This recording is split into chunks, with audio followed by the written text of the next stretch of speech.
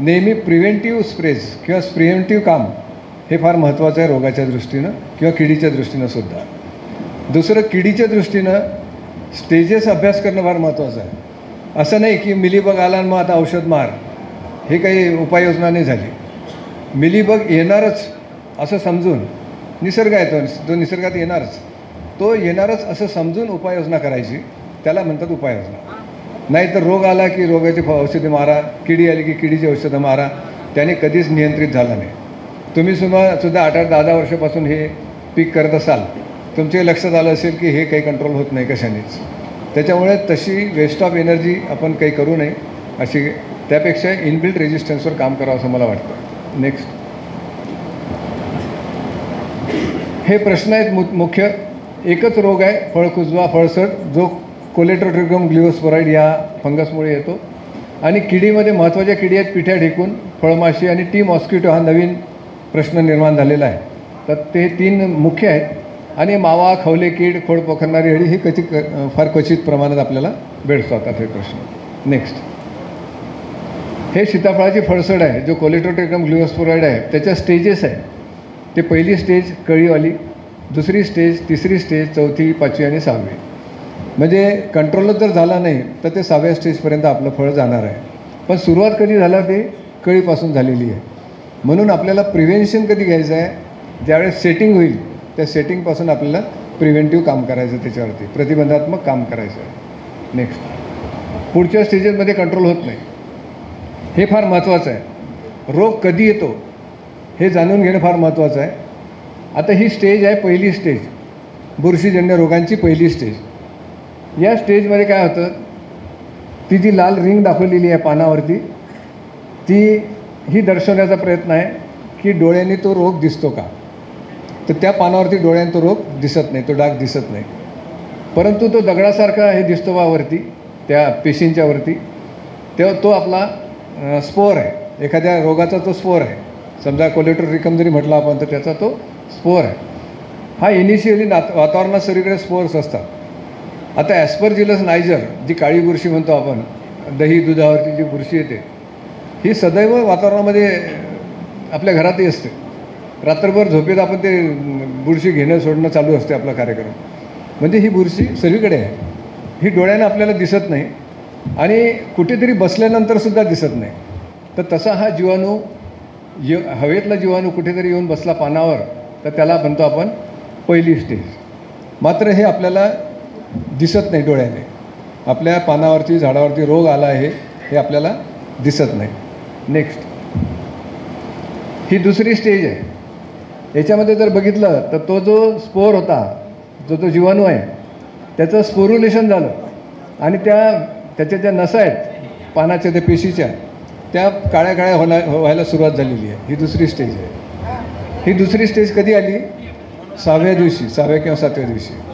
ज्या दिवशी शत्रू येऊन बसला, त्याच्यानंतर त्याचा जो उपद्रव जाणवायला लागला त्याला लागले 6 ते 7 दिवस. नेक्स्ट, ही तिसरी स्टेज आहे. याच्यामध्ये आपल्याला डोळ्यानं दिसायला लागला डाग. ही आहे 9व्या ते 11व्या दिवसाची स्टेज. म्हणजे शत्रू कधी आला, 11वा दिवस आधी, दिसला कधी आपल्याला 11 दिवस नंतर. मग आता अशा ह्याच्यात जर तुम्ही विचारलं की आता कोणतं औषध मारू, तर त्याला काही अर्थ नसतो. तुम्ही हे धरूनच टाकायचं मनामध्ये की असा असा प्रश्न येणार आहे माझ्याकडे, त्या दृष्टीने तुम्ही स्प्रे, तुमचे प्रिव्हेंटिव्ह स्प्रे केले पाहिजे. ही तिसरी स्टेज आहे. याच्यामध्ये पानावरही डाग दिसतो आणि आतही सडल्यासारखं दिसते तुम्हाला. चौथी स्टेज आहे आता पुढची. नेक्स्ट, याच्यामध्ये तो जो सिंगल स्पोअर होता त्याची पॉप्युलेशन वाढली, ते 7-8 झाले, 7-8 दाखवले, ते शेकड्यांनी असतात. तर एवढे स्पोर्युलेशन झाल्यानंतर हळूहळू या पानावरचा जो प्रादुर्भाव आहे तो संपूर्ण झाडावर आणि संपूर्ण बागेवरती होत असतो. ही जी स्टेज आहे ही साधारणतः 14व्या दिवशीची स्टेज आहे. म्हणजे रोग कधी आला, 14 दिवशी आधी आला. नियंत्रण कधी करायला गेलो आपण, 14 दिवसानंतर. मग ते नियंत्रित होईल का, नाही होणार. म्हणून प्रिव्हेंटिव्ह स्प्रेज, प्रतिबंधात्मक स्प्रे याच्यामध्ये अतिशय महत्त्वाचे आहे. सीताफळासारख्या पिकाला कॉपर ऑक्सिक्लोराईड, कॉपर हायड्रॉक्साईड ह्याच्यासारखे स्प्रे भरपूर झाले. याच्यापेक्षा वरती हाय मॉलिक्युल त्यांना मारण्याची गरज नाही. 2-2.5 ग्रॅमनी, आपलं 2.5 ग्रॅम घेतो आपण जनरली, 2.5 ग्रॅम पर लिटर घेऊन त्याचे स्प्रे त्याच्यात मारायचे, पण प्रिव्हेंटिव्ह मारायचे. पण मुळात हे लक्षात घ्या की हा रोग 12-15 दिवसाच्या आधी आलेला आहे आणि आज आपल्या लक्षात येतो आहे. म्हणून कधी पण जेव्हा तुम्ही पीक पद्धतीमध्ये कळी लागण्याचा पिरियड असतो त्यावेळेस रोगाची वाट बघू नका. रोग येईलच असं समजून एखादा स्प्रे प्रिव्हेंटिव्ह त्यामध्ये मारला पाहिजे. नेक्स्ट, हे त्याचे अनुकूल वातावरण वगैरे आहे. लक्षणं तुम्हाला माहिती आहे की काळे डाग पडतात वरती, सर्वांना सीताफळवाल्यांना माहीत आहे काय त्याचे लक्षणं कशी आहेत ती. परंतु महत्त्वाचं याच्यामध्ये की आर्द्रता वाढली. आता फुलोऱ्याचा काळ असला आपला तर फुलोऱ्याच्या काळामध्ये आर्द्रता असेल तरच सेटिंग होते आणि सेटिंग झालं म्हणजे आर्द्रता आहे 100% आणि आर्द्रता आहे म्हणजे हा रोग येणार 100%. म्हणून त्या काळामध्ये तुमचा स्प्रे एखादा त्यामध्ये झाला पाहिजे. आणि स्प्रे घेतानासुद्धा त्याचा जो pH आहे स्प्रेच्या पाण्याचा हा ॲसिडिक असला पाहिजे. 6.5 ते 7च्या दरम्यान.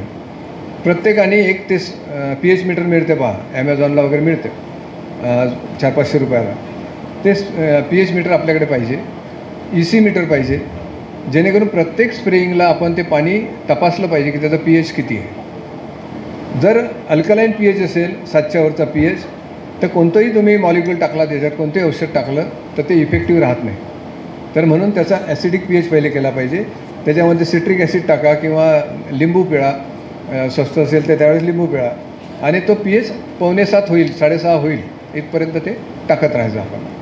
ते पहिले कालवून घ्यायचं सर्व, मग त्याच्यात औषध टाकायचं आणि मग स्प्रे करायचं. दुसरं म्हणजे ह्या रोगासाठी स्प्रे करताना आर्द्रता केव्हा असते, एक तर सकाळी असते आणि थोडीफार संध्याकाळी असते. पण मुख्य आर्द्रता हे सकाळच्या पिरियडला असते, म्हणजे ज्यावेळेस सूर्य उगवतो त्यावेळेस आर्द्रता असते. आपला स्प्रे दुपारी जर मारला आपण तर त्या आर्द्रता असताना तो जीवाणू स्पोरुलेशन करणार आहे, त्याच्यावर तो इफेक्टिव्ह ठरणार आहे का, तर नाही. म्हणून आपला स्प्रे हा सकाळी झाला पाहिजे. ज्यावेळेस आर्द्रता आहे त्याच वेळेस आपला स्प्रे झाला पाहिजे, तर ते नियंत्रित चांगल्या पद्धतीने होईल. दुपारी फावल्या वेळेत केव्हाही स्प्रे मारला तर ते नियंत्रित होणार नाही का. हे एक लक्षात घ्या की स्प्रे आपला सकाळी झाला पाहिजे. नेक्स्ट, हे व्यवस्थापनमध्ये जनरल व्यवस्थापन आहे की बाग स्वच्छ ठेवली पाहिजे. रोगाचे जे अवशेष आहेत ते बागेत राहिले नाही पाहिजे. स्वच्छता सर्वात महत्त्वाची आहे. त्याच्यानंतर छाटणी वगैरे झाल्यानंतर जर रोगट काही गोष्टी असतील तर त्या शेताच्या बाहेर जाऊन जाळून टाकल्या पाहिजे, नेल्या पाहिजे. त्याचा स्प्रेड झाला नाही पाहिजे. आणि खतं ही जमिनीत 6 इंचाच्या खाली टाकली पाहिजे.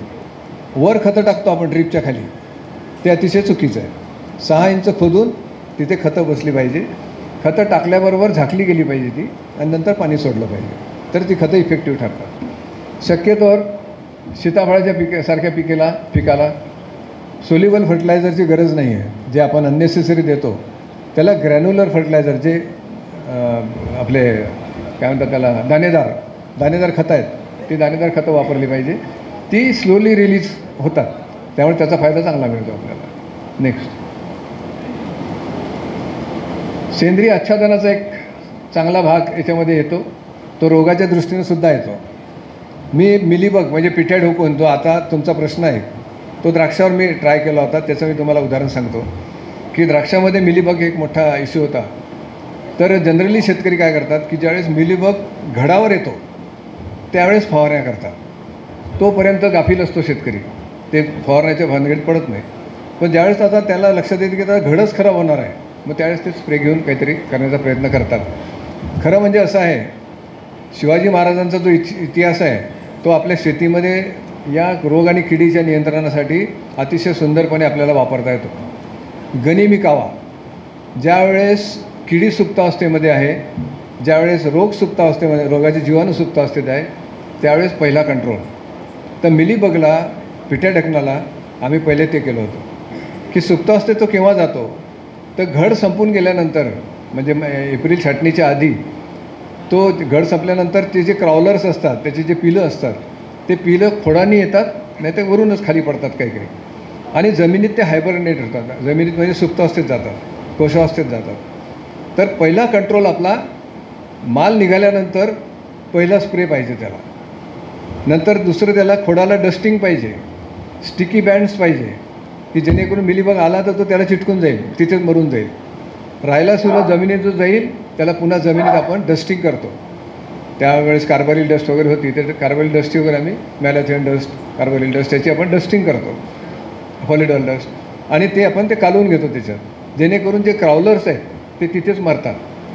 पुढच्या सीझनची तयारी तुम्हाला आज करावं लागते या सीझनला, तर कंट्रोल किडीमध्ये आणि रोगामध्ये मिळतो. रोग आल्यानंतर तो शेतकरी कंट्रोल करायला जातो, त्याला कंट्रोल मिळत नाही. ते फक्त समाधान असते की मी फवारलं, हे झालं ते झालं, कंट्रोल तुम्हाला मिळत नाही. कंट्रोल पुढच्या वर्षीचा यावर्षी करावा लागतो, तर कंट्रोल मिळतो.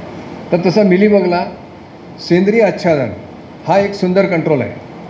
तुम्ही लाईव्ह आच्छादन करू शकता, म्हणजे तुमचा जो झाडाखालचा भाग आहे तसं हे जे लाईव्ह आच्छादन आहे, ताक ढेंचा लावला आहे असं लाईव्ह हे करू शकता.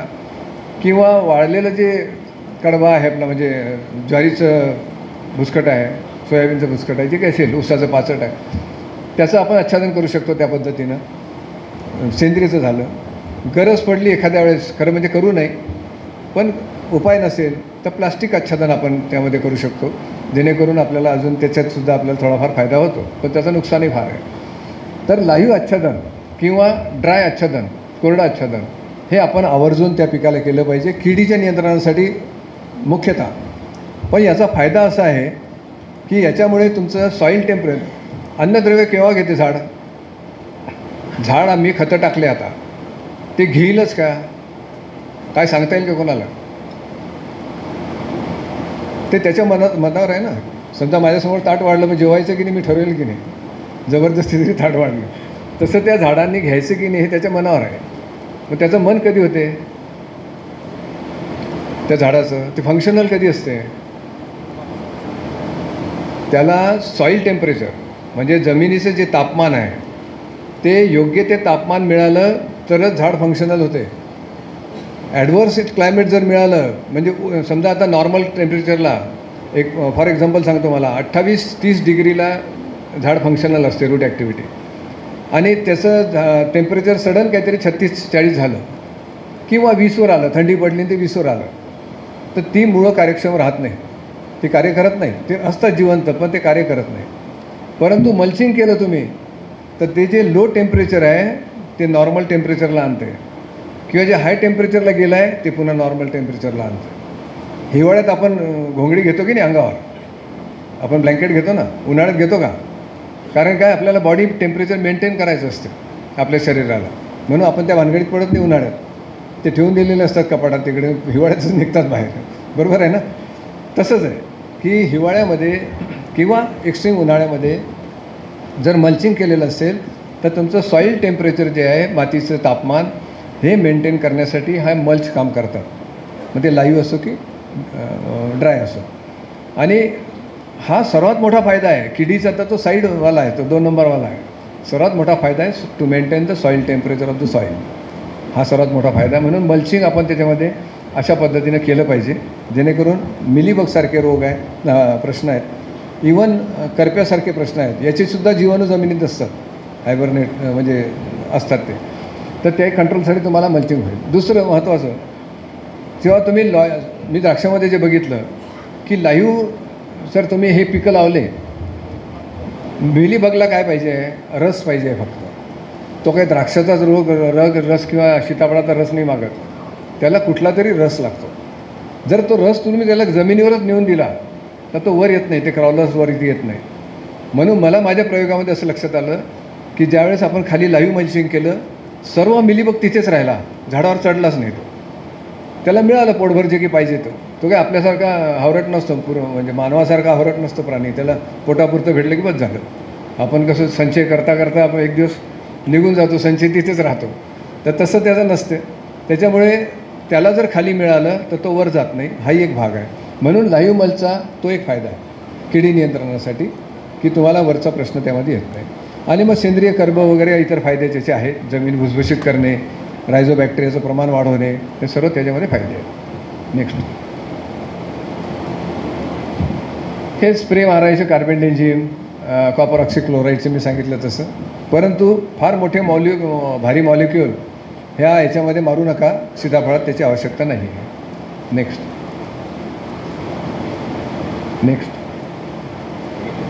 पिठ्या ढोकून मी सांगितलं तुम्हाला की पिठ्या ढोकूनचं नियंत्रण खरं म्हणजे कसं करायचं. तर सीताफळाची बाग संपल्यानंतर, हार्वेस्टिंग झाल्यानंतर तुम्ही पहिला स्प्रे जो तुम्ही स्प्रे घेत असाल त्या मिलीबगसाठी एखादा, तर तो स्प्रे तुम्ही त्यावेळेस घेतला पाहिजे ज्यावेळेस बाग संपली, हार्वेस्ट झाली. नंतर खोडावरती डस्टिंग केलं पाहिजे, पॉलिडॉल डस्ट वगैरे डस्टिंग केलं पाहिजे. ते जे जमीन आणि खोड याच्यामध्ये गॅप पडलेला असतो, भेग असते ना, जमीन म्हणजे खोड सुटलेलं असते जमिनीपासून, तर त्या फटीमध्ये सुद्धा ती कार्बारिल पावडर टाकली पाहिजे. कारण हे क्राउलर्स सर्व चालत त्याच्यात जातात, कोशावस्थेमध्ये जाण्यासाठी पहिले ते जमिनीत जातात, तर तिथे त्यांचा मार्ग रोखला पाहिजे. म्हणून ती डस्टिंग तिथेसुद्धा केलं पाहिजे आणि नंतर जमिनीवर डस्टिंग केलं पाहिजे, ते हलवून घेतलं पाहिजे, कालवून घेतलं पाहिजे. हे जर केलं 50% तुमचा आपला हा जो मिलीबग आहे हा तिथेच नियंत्रित होतो. पुढच्या वर्षीचं 50%. आता काय होणार, ज्यावेळेस नवीन छाटणी तुम्ही घ्याल, नवीन पानं येतील, नवीन फुलं राहील, नवीन कार्यक्रम चालू होईल, नवीन पानं आले की हे क्राउलर्सचे जे कोश आहेत त्या कोशातून पुन्हा ॲडल्ट्स बाहेर पडतात आणि ते पुन्हा तोच प्रवास करतात, जो प्रवास उलटा केलेला होता तो सुलटा करतात. म्हणजे खोडाने वरवर जातात आणि तिथे पुन्हा सकिंगचं काम करतात. असं हे अविरत त्यांचं काम चालू असतं. म्हणून ज्यावेळेस नवीन छाटणी करतो आपण छाटणी करतो, नवीन पालवी येते, त्यावेळेस पुन्हा हे डस्टिंग, जमिनीमध्ये डस्टिंग, खोडावरती डस्टिंग आणि एखादा स्प्रे हा आपण त्या खोडावरती वगैरे घेतला पाहिजे, जेणेकरून पुढचा जो प्रश्न आहे तो आपला मिलीबगचा हा टोटली कंट्रोल होतो. ज्यांच्याकडे ॲज अ डिरेक्टिंग म्हणजे लिंबोळी अर्क 5% लिंबोळी अर्क आपण सांगतो, तर 5% लिंबोळी अर्काची म्हणजे करण्याची तयारी असेल त्यांना तो सर्वात सुंदर पर्याय येतो. लिंबोळी अर्क करायचा 5% आणि त्याच्या फवारण्या घ्यायच्या, कोणत्याच कीटकनाशकाची फवारण्याची गरज नाही आहे. लीफ मायनर असतो पहा काकडीमध्ये, आत पानामध्ये ती अळी असते ना, त्याला नागअळी म्हणतात.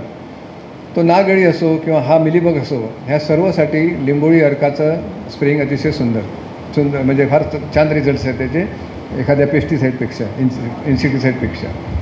नेक्स्ट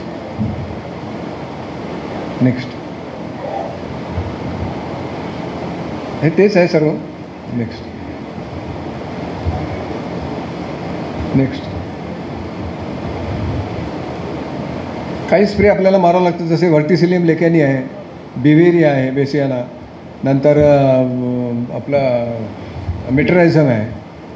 हे जे 3 जीवाणू आहेत आपल्या, ज्याला काय म्हणता येईल, आपलं त्याला आपण हे म्हणतो, इंग्लिशमधला मराठीतला शब्द मला माहीत नाही, परंतु हे तिन्ही गोष्टी 6 ग्रॅम पर लिटर या प्रमाणात घेऊन ॲक्टिवेट करून मारायच्या. तुम्ही आणून मारतात परंतु ते ॲक्टिवेट करत नाही.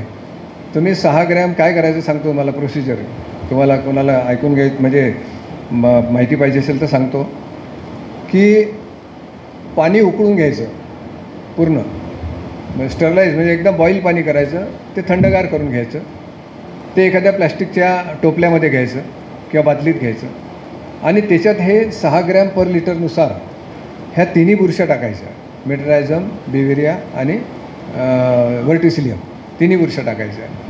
त्याच्यात गूळ टाकायचा, थोडासा गूळ टाकायचा आणि ते जी बादली आहे किंवा ती जी टोपला आहे ते धोतराचं जे हे असतं ना पातळ कापड, त्यांनी झाकून घ्यायचं, बांधून घ्यायचं आणि 3-4 दिवस ते तसंच ठेवायचं.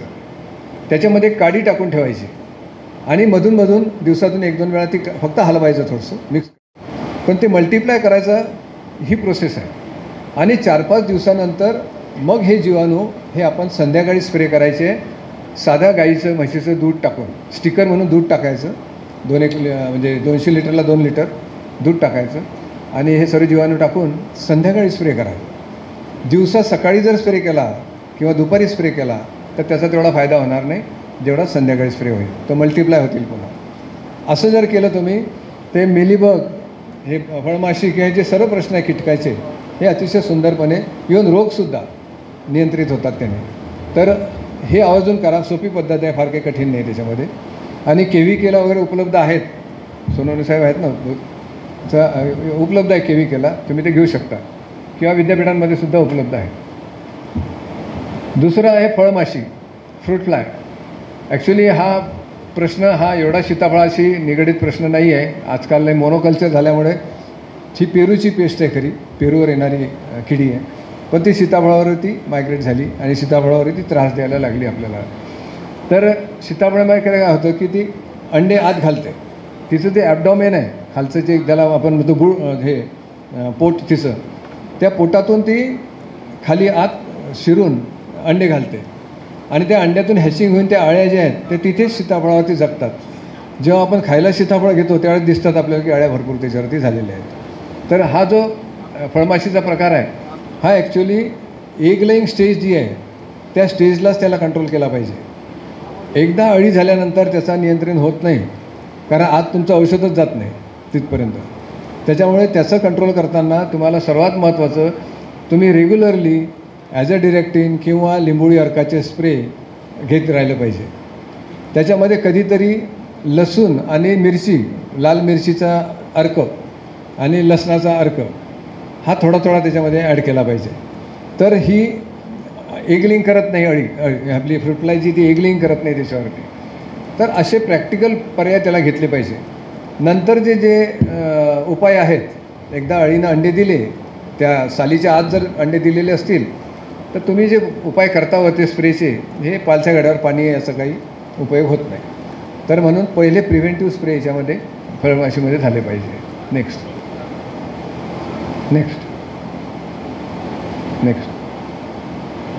हे 12 महिन्याचं सायकल आहे. ही अळी कधी पेरूवर, कधी आंब्यावर, कधी जांभळावर, अशी 12 महिने तिचे कार्यक्रम चालू असतो.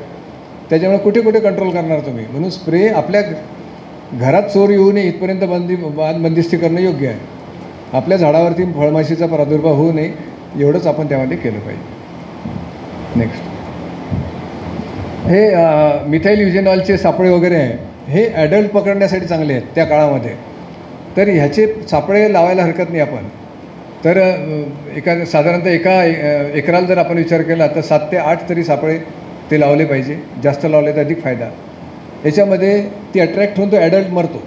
ॲडल्ट जर मेला तर तुमचा अंडे देण्याचा कार्यक्रम तिथे स्टॉप होतो पूर्ण. त्याचं दिलेलं आहे गुळ पाणी 1 लिटर, मॅलॅथियन, त्याच्यामध्ये मिथाईल युजेनॉल 5 मिली या प्रमाणात ते वापरायचं आहे. नेक्स्ट,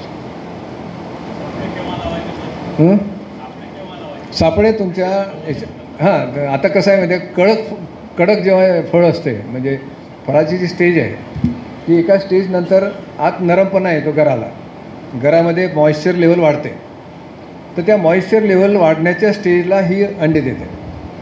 आता तुम्हाला तुमच्या शेतात बघायचं आहे की ती मॉइश्चर लेवल केव्हा आहे, कोणत्या स्टेजला येते, आणि त्या स्टेजला तुम्हाला हे सापळे किंवा हे उपाययोजना सगळी करायची आहे. तर कंट्रोल मिळतो त्याच्यात. परंतु स्टेज जर चुकली, समजा मॉइश्चर लेवल वाढली आतल्या पल्पची आणि नंतर तुम्ही त्याच्यामध्ये औषध किंवा स्प्रे हे केले, काय म्हणतात त्याला, ते सापळे लावले, तर त्याचं नियंत्रण तेवढं होणार नाही. स्टेज फार महत्त्वाची. आम्ही डाळिंबामध्ये एक फळ पोखरणारी अळी आहे, याच्यात डाळिंब पण आहे. मला 2-3 शेतकरी भेटले. फळ पोखरणारी अळी म्हणजे जी अळी जी खाली पाकळीच्या तिथे छिद्र करते आणि अळी बाहेर निघून जाते, त्या अळीला आपण म्हणतो फळ पोखरणारी अळी. आता ही अळी कधी येते माहिती आहे का, ज्यावेळेस कळी तयार होते डमरूसारखी, त्यावेळेस तो किडा त्याच्यावर अंडे देतो. त्या अंड्यातून अळी बाहेर येते, ती आत निघून जाते, ते छिद्र आपल्या डोळ्याला दिसत नाही आणि ती अळी पूर्ण जीवनक्रम पूर्ण करून मोठी अळी होते. तोपर्यंत फळ एवढ्याचं एवढं झालेलं असते आणि मग तिला कोशावस्थेत जायचं असते, तेव्हा ते छिद्र करते आणि बाहेर निघून जाते. ते छिद्र झाल्यावर आपल्या लक्षात येते की अळी आली होती. मग आपण त्यावेळेस फवारे मारतो. त्यावेळेस शत्रू ऑलरेडी निघून गेलेला असतो.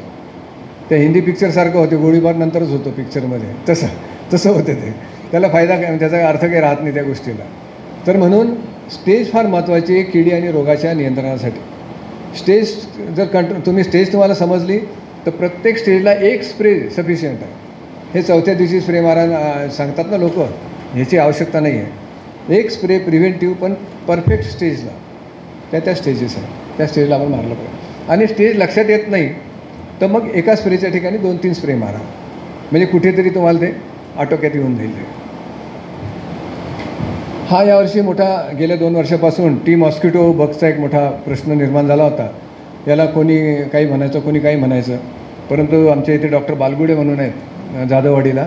फार सुंदर काम त्या शास्त्रज्ञांनी केलं आणि हे त्यांचंच काम आहे, मी जे तुम्हाला दाखवतो आहे ते. तर त्यांनी फार चांगला अभ्यास त्याचा केला आणि हा टी म्हणजे चहा या पिकावरची ही किडी आहे.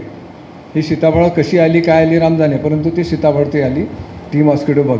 आणि हे त्याच चहासारखाच जो प्रादुर्भाव आहे चहाच्या पिकाला, तशाच सीताफळाला विशेषतः पुरंदर सासवड त्या भागामध्ये मोठ्या प्रमाणात त्याचा प्रादुर्भाव होता गेल्या वर्षी आणि त्याच्या आदल्या 1 वर्षी.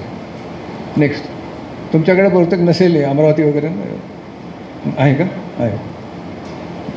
नुकसानीचा प्रकार काय याचा, तर याचे पिले आणि प्रौढ झाडांची कोवळी फूट येते, त्या फुटीवरती ती हे करतात, प्रादुर्भाव करतात आणि ते शेंडे वाळून जातात. त्याचे शेंडे असतील, कळ्या असतील, ते वाळून जातात. तर हा पहिला त्याचा नुकसानीचा प्रकार आहे. दुसरा प्रकार असा आहे की या किडीचे पिले आणि प्रौढ ज्या ठिकाणी सोंड घुसवून रस शोषण करतात त्या ठिकाणच्या पेशी सदर कीटकाच्या लाळेतील विकरांच्या कार्यामुळे मरून जातात व कालांतराने ह्या पेशी काळ्या पडून मरतात. म्हणजे तेच जो शेंडा आहे तो पूर्ण मरतो त्याचा, आणि शेंडा मेल्यानंतर त्या फांदीची वाढ होत नाही, पुढे तिला येणाऱ्या कळ्यासुद्धा येत नाही. तसं हे नुकसानीचा प्रकार आहे. त्याचे फोटो पण आहे, दाखवतो तुम्हाला. नेक्स्ट, हे बघा अशा पद्धतीने तो हा किडा आहे ॲक्च्युली. नेक्स्ट, हे बघा असा प्रादुर्भाव होतो त्याचा. नंतरची लक्षणं जर बघितली आपण तसे चट्टे पडतात, असं वाटते रोग आलेला आहे, पण ॲक्च्युली ते किडीचा प्रादुर्भाव आहे. तिकडे बघा तुम्ही फिकट रंगाचे चट्टे आहेत, नंतर इकडे डार्क रंगाचे चट्टे आहेत. नेक्स्ट, हे असं वाळून जाते, नंतर नुकसानग्रस्त फुलं बघा ती कंप्लीट वाळून जाते, फांदीचा शेंडा असा वाळून जातो पूर्ण. नेक्स्ट, आता याचं व्यवस्थापन जे आहे ते पुन्हा बागेत स्वच्छता आहे, तर प्रत्येक याच्यामध्ये स्वच्छता असतेच, कारण काय स्वच्छता नसेल तर प्रादुर्भाव मोठ्या प्रमाणात वाढतो. नियोजनबद्ध एकात्मिक खत व पाणी व्यवस्थापन करणे, रेजिस्टन्स आणण्यासाठी ही दुसरी महत्त्वाची भाग. कामगंध सापळ्यांचा वापर करणे. आता हा गंधांचा जो वापर आहे हा फुलोऱ्याच्या काळातच येतो, जनरली लेट स्टेजमध्ये नाही आहेत. फुलोऱ्याचा जो काळ आहे तो पर्टिक्युलर पिरियड, त्या पिरियडमध्ये याचा प्रादुर्भाव जास्त होतो. मग त्या काळामध्ये तुम्हाला डबल काम करता येते, एक तर फुलमाशी, फळमाशी जी आहे ती, आणि टी मॉस्किटो, दोघांचं सुद्धा नियंत्रण ॲट ए टाईम आपल्याला त्या सापळ्याच्या माध्यमातून करता येतं. सायहॅलोथ्रिन 6 मिली किंवा बायोफेथ्रिन 12.5 मिली असा यांचा इन्सेक्टिसाईडचा डोस आहे, तो सुद्धा आपण त्यामध्ये फवारण्याची गरज आहे. नेक्स्ट, इतर ह्या मायनर किडी आहे, नवीन येणाऱ्या जे किडी आहेत ती खवले कीड, स्केल इन्सेक्ट हा मोठ्या प्रमाणावर येताना दिसतो आहे आपल्याला. फ्रूट बोरर येतो आहे, आपला स्टेम बोरर, म्हणजे जसं डाळिंबाला स्टेम बोरर आहे तसाच सीताफळाला स्टेम बोररचा अटॅक दिसतो आहे आता नवीन. खोड पकडणारी अळी ती जी आहे तो स्टेम बोरर आहे. नेक्स्ट, हे बघा हा स्टेम बोरर पूर्ण आतून पोखरून काढतो तो काडी, आणि आतले मुळंसुद्धा जमिनीतले. नेक्स्ट, हे किरकोळ प्रश्न आहेत, पानांना छिद्र पडणे वगैरे. नेक्स्ट, शारीरिक विकृती आहे स्टोन फ्रूट. हा स्टोन फ्रूट जो आहे हा कॉम्प्लेक्स इश्यू आहे. हा कोलेटोट्रिकम ग्लिओस्पोराइडने येतो प्रामुख्यानं, परंतु न्यूट्रिशन इम्बॅलन्स किंवा वॉटर इम्बॅलन्स असेल तरीसुद्धा स्टोनी फ्रूट्स होतात, ते वाढत नाहीत. हे सुद्धा त्याचे एक कारण आहे. अन्नद्रव्यांचा तुटवडा म्हणा किंवा आपल्या पाण्यामध्ये विसंगती, फळे तडकणे वगैरे, हे याच्यावरती सॉईल टेम्परेचर जर व्हेरी झालं तुमचं काही कारणास्तव, एकदमच पाऊस पडला तर सॉईल टेम्परेचर एकदम डाऊन जातं, तशा याच्यात क्रॅकिंग येऊ शकते. किंवा एकदम ताण पडला झाडाला, सॉईल टेम्परेचर पुन्हा व्हेरी झालं तर तडकण्याचा हे होऊ शकतो, त्रास होऊ शकतो. नेक्स्ट, हे एवढं किडीचं हे आहे, किडी आणि रोगाचं. या संदर्भात काही तुमचे प्रश्न असतील तर जरूर विचारा.